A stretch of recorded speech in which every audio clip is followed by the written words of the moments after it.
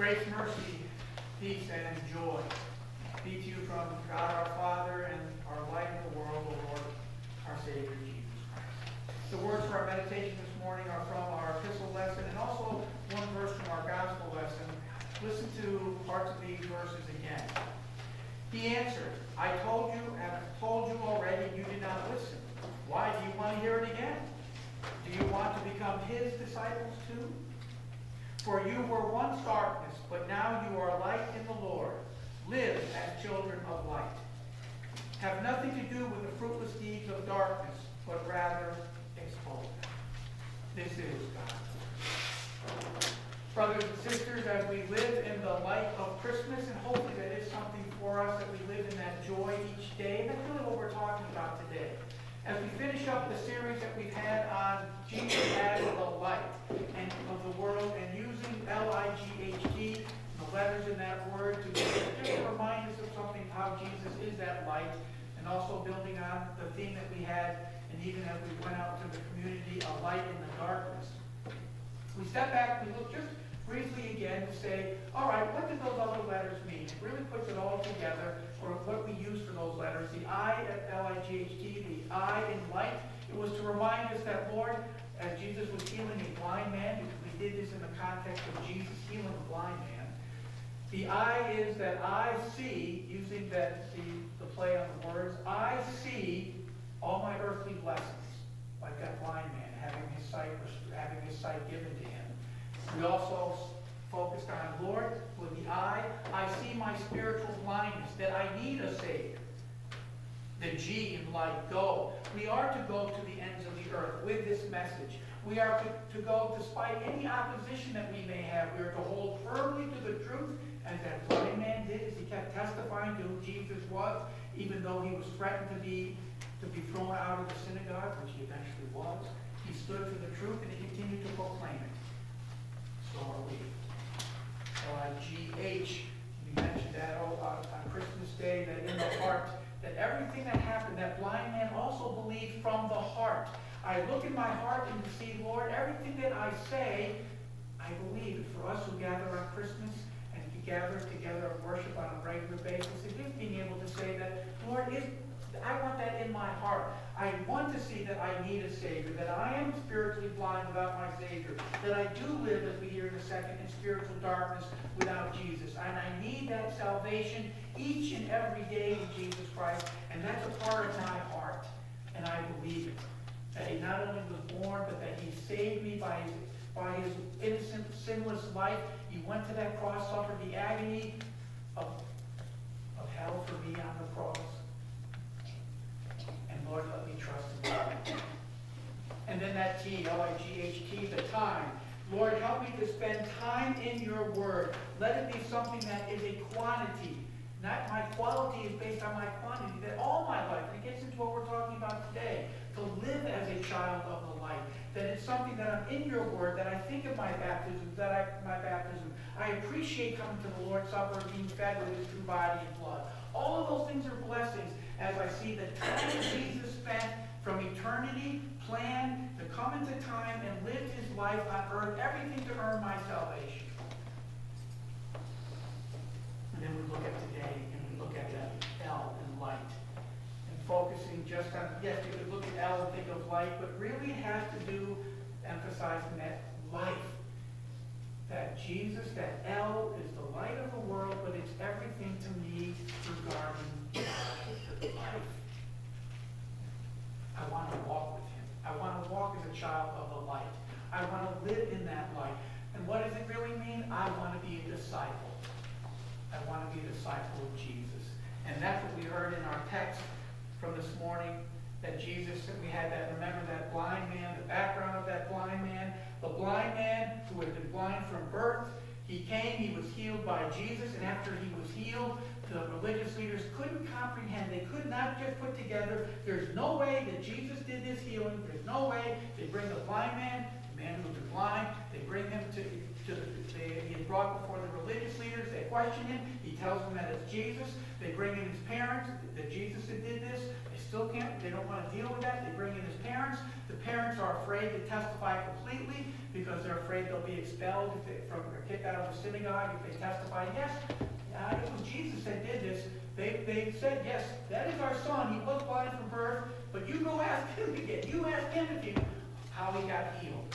So they bring in that ex-blind man again, and that's what we have for our text. That the blind man is brought in before the religious leaders again. They start to question him again. How did he do this? How did you how were you able to see? And the ex-blind man answered, I have told you already, and you did not listen. Why? Do you want to hear it again? And do you want to become his disciples too? Do you want to become one of his disciples too? And that is for us today, that we want to be able to say, I want to be a disciple too. I want to live and walk as a child of the light. I don't want just to celebrate with my mouth. I don't want to just even celebrate Christmas and the coming days with my mind. I want it with all my members as well. I want to be able to live. I want to be able to live as a disciple of Jesus. I want to walk as a child of light. And that's what, as we live as Jesus' disciples, that's what St. Paul wrote in our epistle lesson. For you were once darkness, but from sin, even though I'm a sinner, I am apart from the curse of sin, because I know that I have my Savior, and now I want to live as a child of the light. And how do I live as a child of light? How do I walk as a child of the light?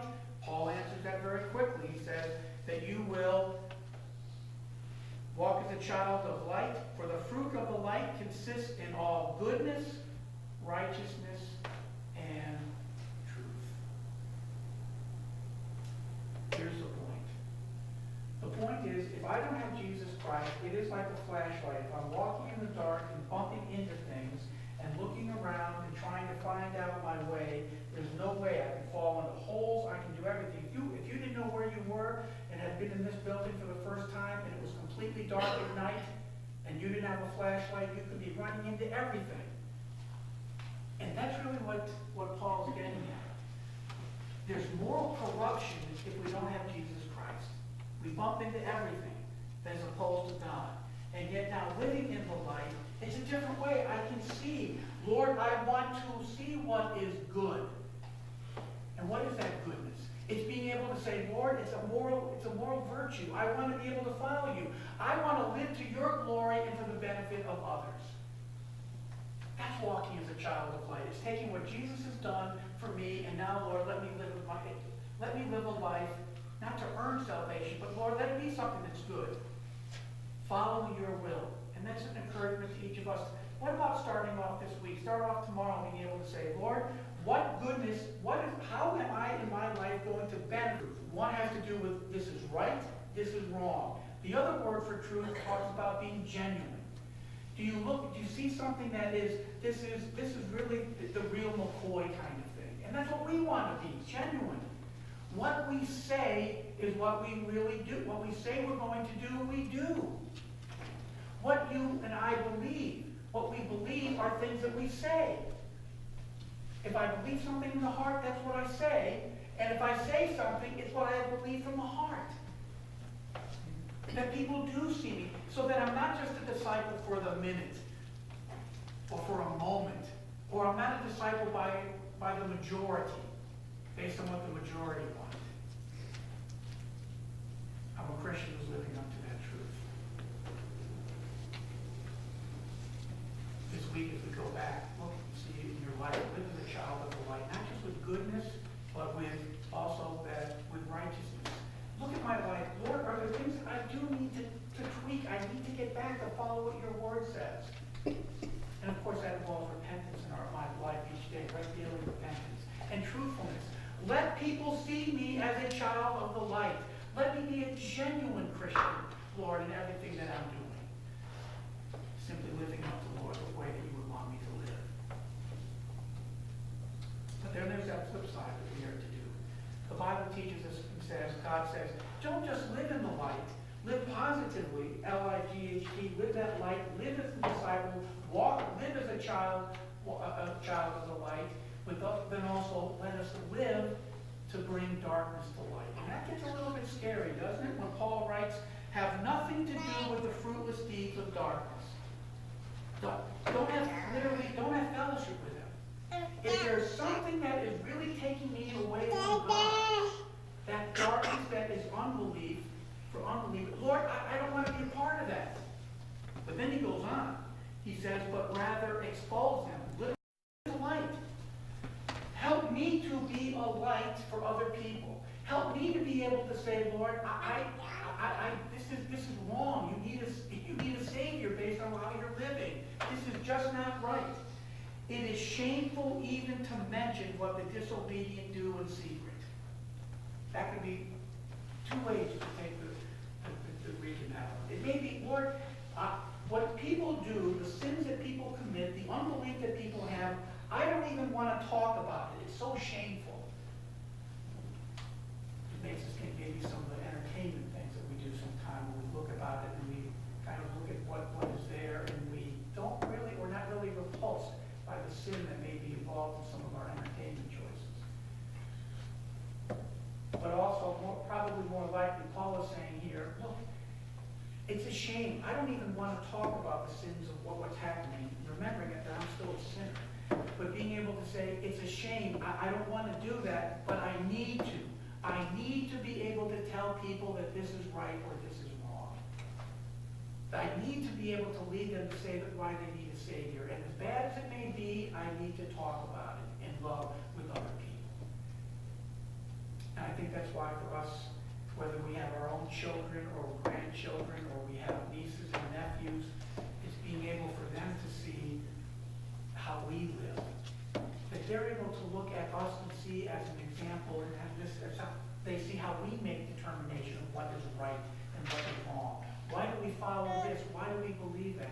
It's so important, and also why we as a group of Christians in love point out the errors that are being taught in other congregations, other denominations. It's not a fun thing to do, but at times we need to be able to do that in order to say, look, you're getting away from God's Word, and it's something that isn't in God's Word, and it is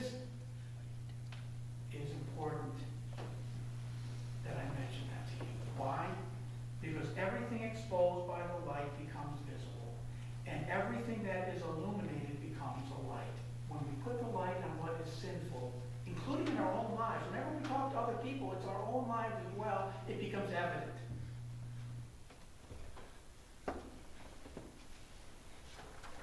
This is why it is said, wake up, sleeper, rise from the dead, and Christ will shine on you. Going back maybe to Isaiah, that darkness that comes, that is over the land, and light comes through the promised Messiah. Sleeper, those that are asleep, those who are fallen, are sleeping, dead in their sins.